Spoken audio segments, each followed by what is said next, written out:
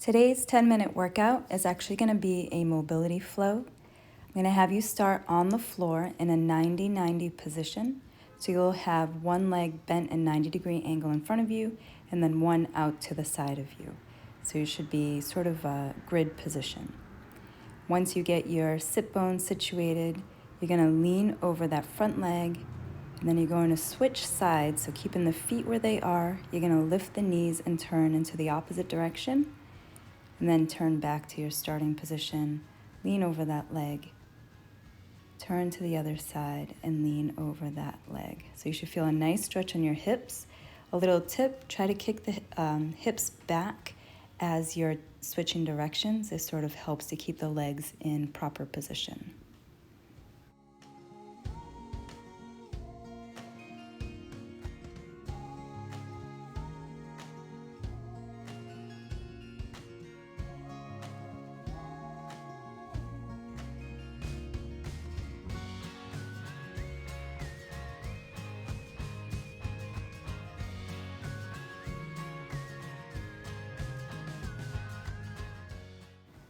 Okay, we're gonna get ready to do a pointer.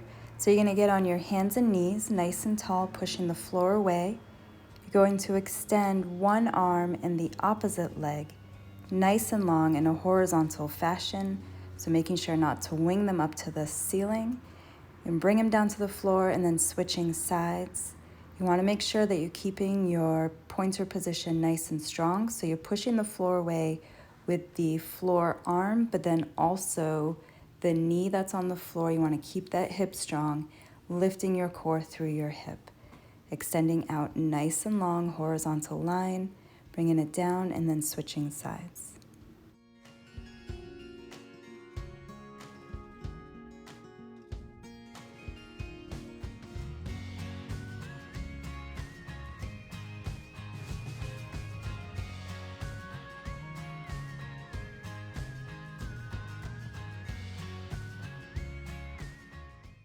We're now going to transition into a Tspine opener with a wide stance.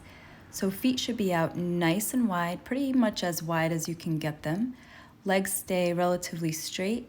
Hands in the center, you're pushing the floor away as you rotate your shoulders and your rib cage and extend one arm up toward the ceiling. So really being intentional here with the shoulder rotating and not just the arm winging behind you.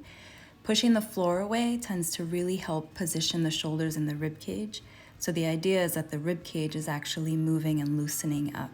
So nice big reach, turning the thumb up toward the ceiling, and then switching hands, pushing the floor away and rotating up.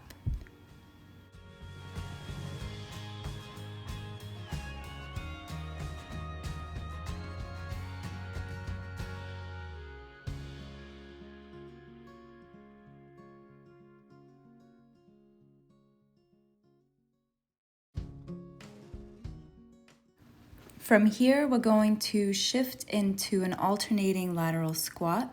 So keeping your feet where they are, you're going to take your time, bending one knee, sending the hips back, and straightening the other leg so you can start opening up through your inner thigh and warming up your ankle on that bending leg. You're gonna bring your hips back up to center and then switching sides. And I recommend starting a little bit shallow, sort of easing into your range of motion here. So every time you dip into one side, try to go a little bit lower. You can keep your hands on the floor the whole time. You could test your balance by reaching out in front of you. Just make sure you're keeping your feet flat on the floor, sending your hip back and keeping your knee and your foot in alignment.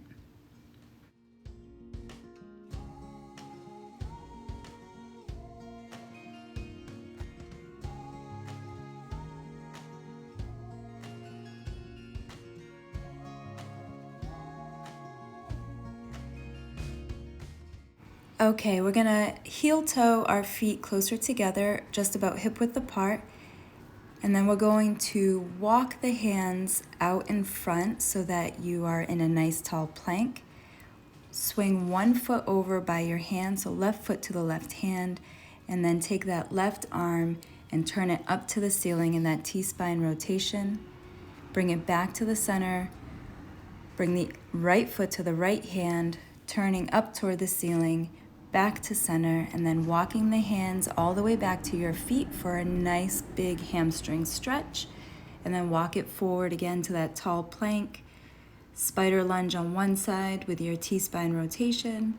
Spider lunge on the other side with your T-spine rotation. Walk it back to your feet for a hamstring stretch. And just keep repeating, nice easy pace. Try not to shift the hips side to side as you're walking in and out of that plank.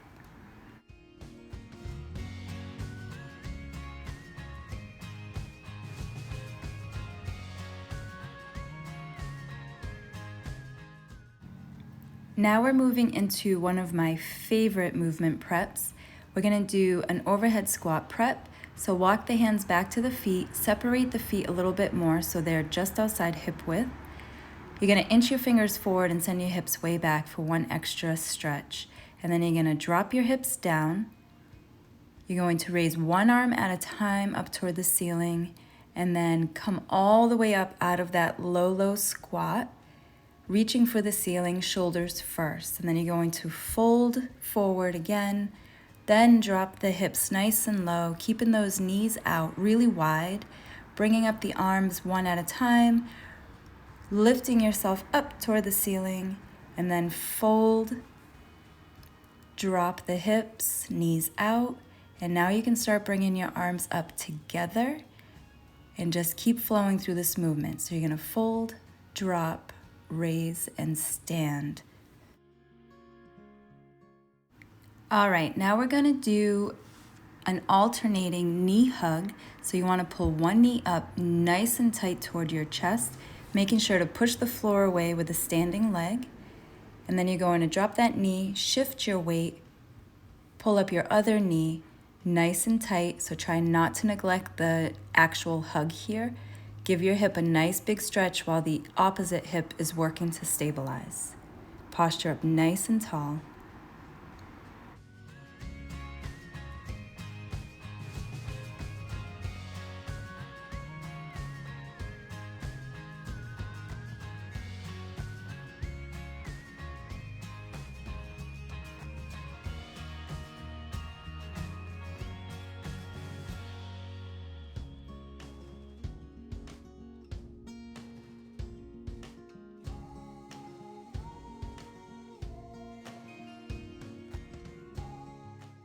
Continuing with a knee hug, we are now going to add a flex extend. So pull the knee up nice and tight, then send that same leg back. You're gonna drop that knee to the floor with the hands down on the floor, extending the front leg, and then bringing everything up and together and switching sides.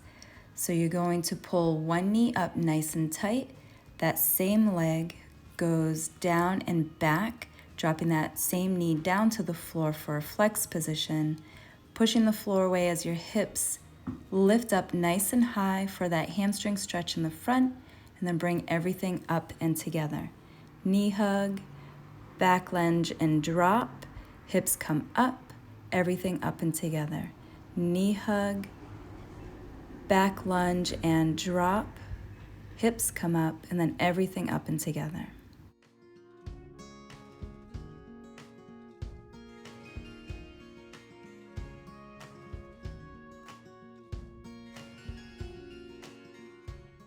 Now we're gonna move on, but continue with that back lunge movement. So you're gonna take a nice long lunge back and then reach both arms up toward the ceiling. So I want you to think more about keeping the back leg as long as you can, dropping the hips down for a nice deep hip opener.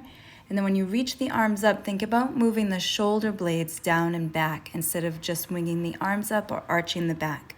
Keep your posture nice and tall. Get some movement in those shoulder blades as you sink your hips down to the floor, coming up nice and tall every time.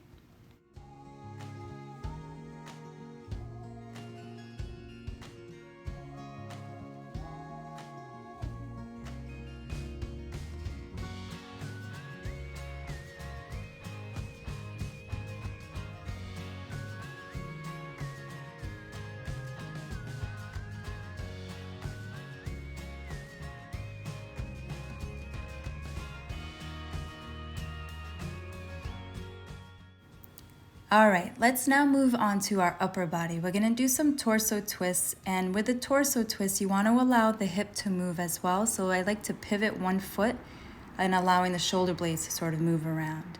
And with arm swings, you're gonna swing out in front, so you're opening the back and then opening the chest nice and wide, keeping the arms at shoulder height. And I like to turn my palms up as you open out. And now we'll go into some arm circles and trying to maintain a nice strong posture, allowing the arms to move through the shoulder blade and that shoulder socket. Switching direction, coming forward. Again, you want to keep that posture nice and tight, that core is active, and you're allowing the shoulders to move. And that was your 10-minute mobility flow. Nice job.